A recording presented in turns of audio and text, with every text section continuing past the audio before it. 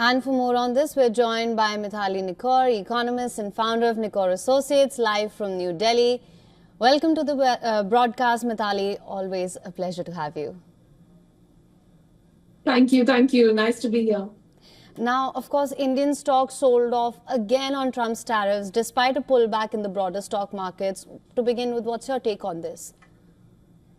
So, Hema, we've been studying the trends of FII and FPI pullouts across emerging markets. And in fact, you'd be interested to know what I found most interesting in my research was that FPI pullouts are not restricted to just emerging markets. This is also being seen in a number of developed economies. The UK, for instance, in the last 3 months has seen an FPI pullout of nearly $435 million compared to India's FPI pullout of 405 million, US dollars. So I think there's a clear movement of the foreign portfolio investors back to safety, if we will, back to US equities, if we will. And at this point in time, the trends are fairly clear in terms of saying it's time to park your money in US denominated and US government backed securities and equity funds.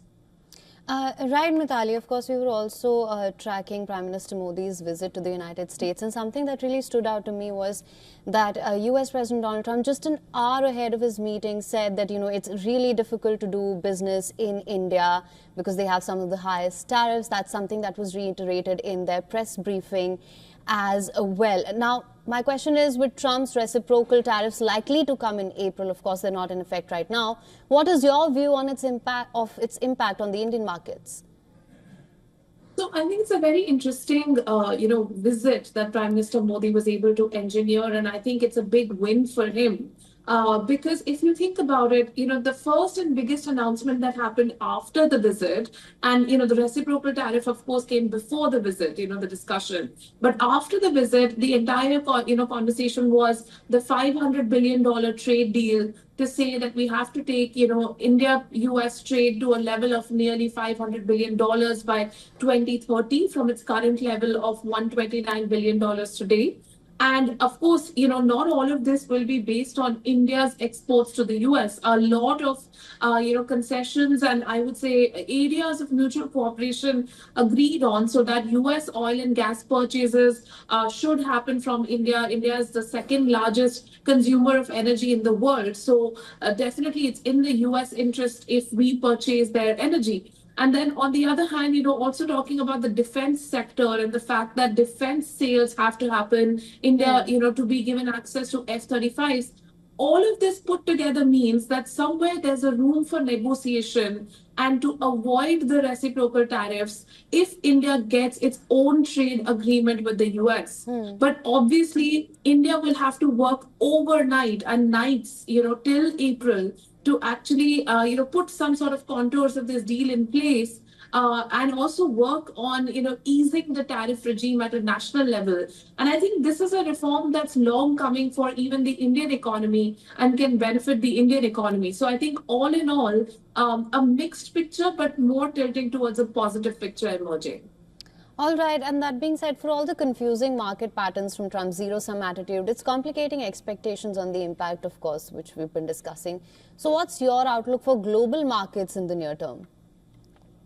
I think in the near term, it's fairly evident that, investors, especially FIIs and FPIs, I'm not talking about the FDI investors, but I'm talking about, your foreign institutional investors, the foreign portfolio investors who have certain short-term return requirements.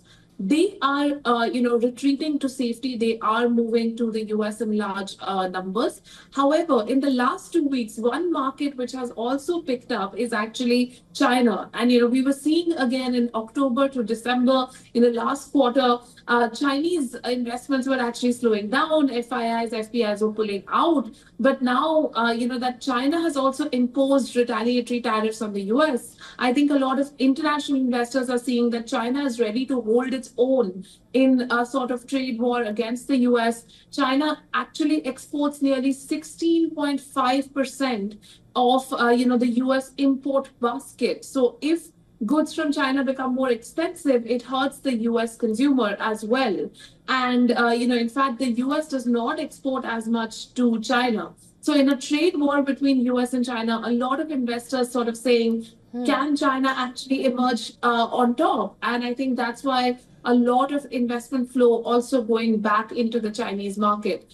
But for the Indian market, really, unless we start to see an improvement in the domestic growth rates, and again looking at more reforms, it will be difficult to attract the investors back in the short term.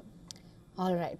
Well, Mithali, thank you so much for joining us on the broadcast with your insights on this. For latest news, download the WION app and subscribe to our YouTube channel.